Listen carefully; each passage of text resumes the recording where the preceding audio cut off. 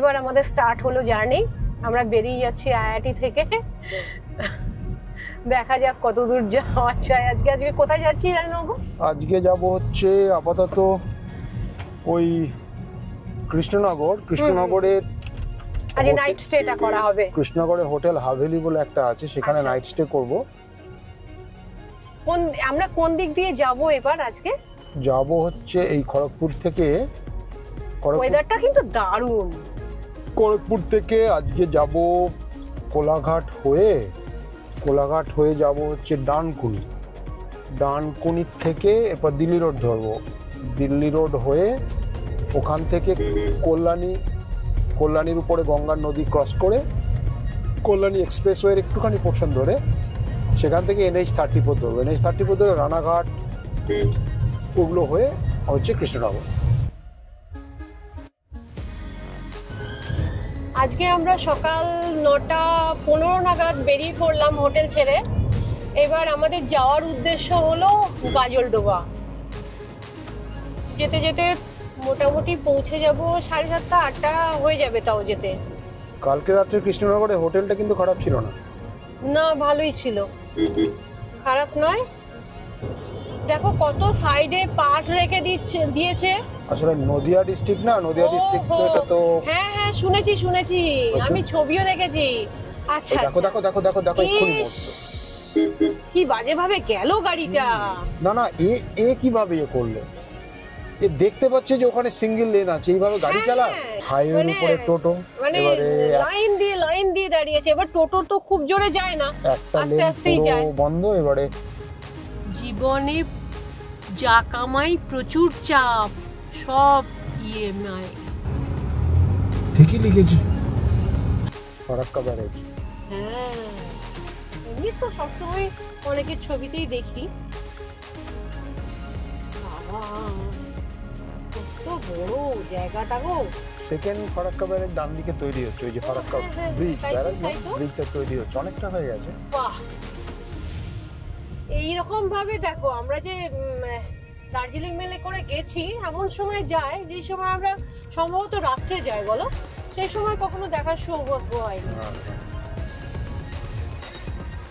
অনেকগুলো toll tax পেরালাম। এটা মালদা ডিস্ট্রিক্টের প্রথম টোল ট্যাক্স। রায়গঞ্জ বলছি এখনো 100 কিলোমিটার, অনেক দূর। মাঝে একটা লাঞ্চের জন্য ব্রেক দিতে হবে।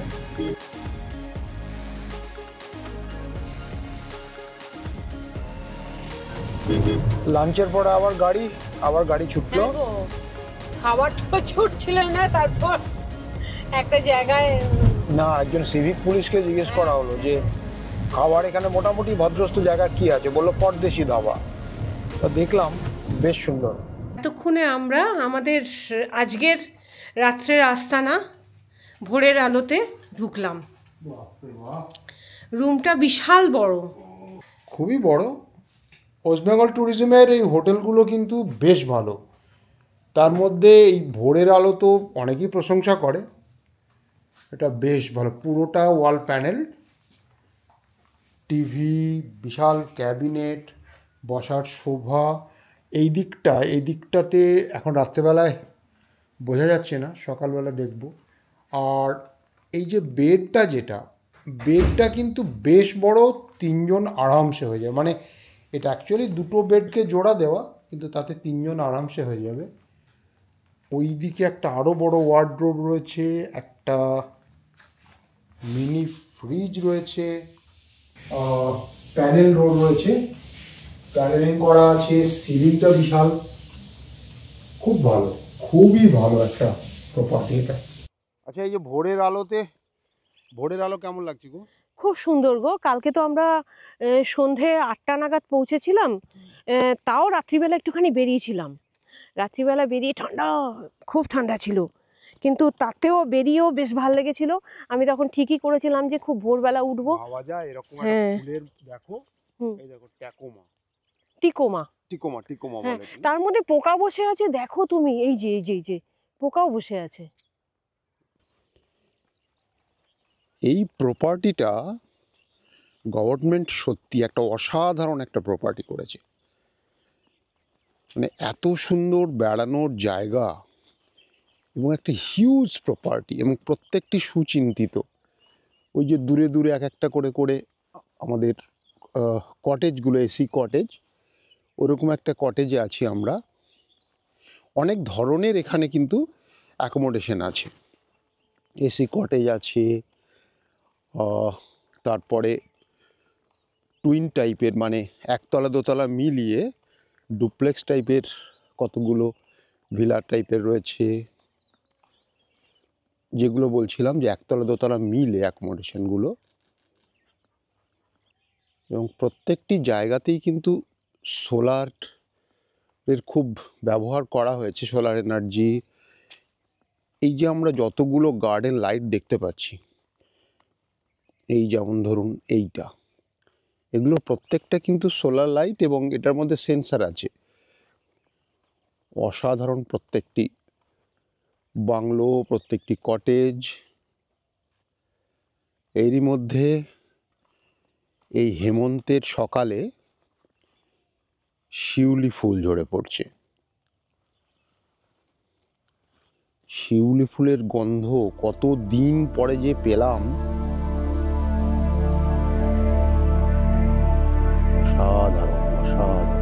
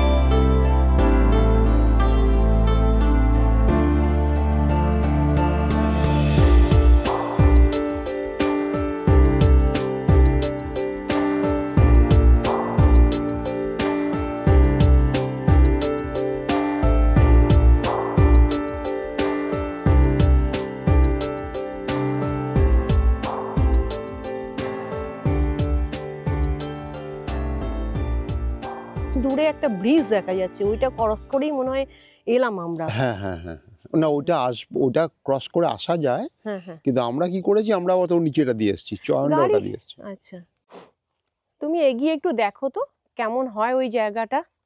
আমি আছি সঙ্গে, তোমার পিছনে। হ্যাঁ, তোমার পিছনে পিছনে আসছি। গতকাল রুমের ভেতরটা মোটামুটি দেখেছি ভোরের আলোয়। এই সকালবেলা দেখি এর পাশে একটা ব্যালকনি রয়েছে আবার, সেটা কালকে খেয়াল পড়েনি রাত্রের দিকে। এই দিকটা দেখি তো কি আছে। বাহ বাহ বাহ বাহ বাহ বাহ, এটা তো অসাধারণ।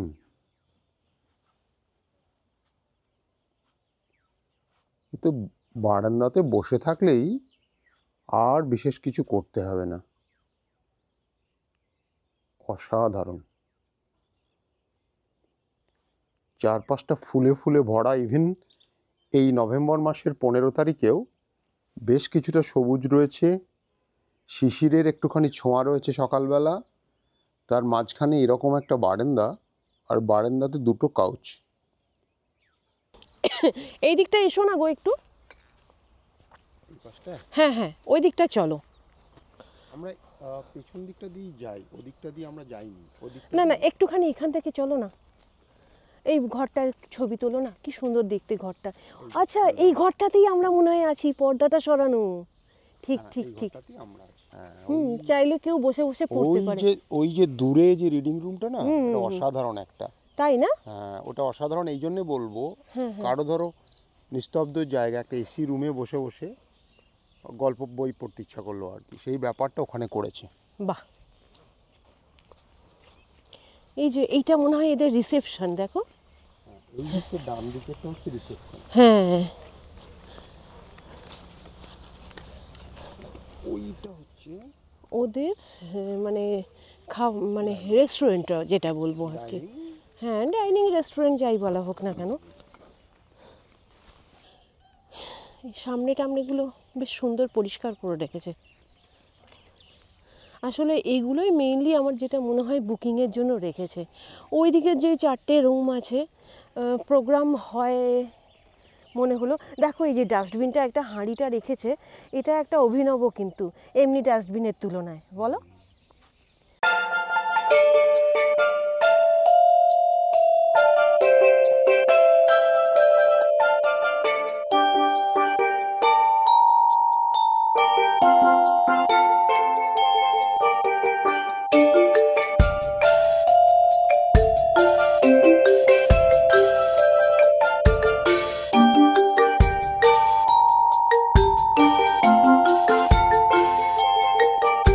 আমাদের মানে গাজলডোবার ভোরের আলোর একটা যে আমরা পুরো জায়গাটার একটা ট্যুর দিলাম, হ্যাঁ, সেটা শেষ করে সকালবেলায় মানে ভোরবেলায় ভোরের আলো দেখলাম।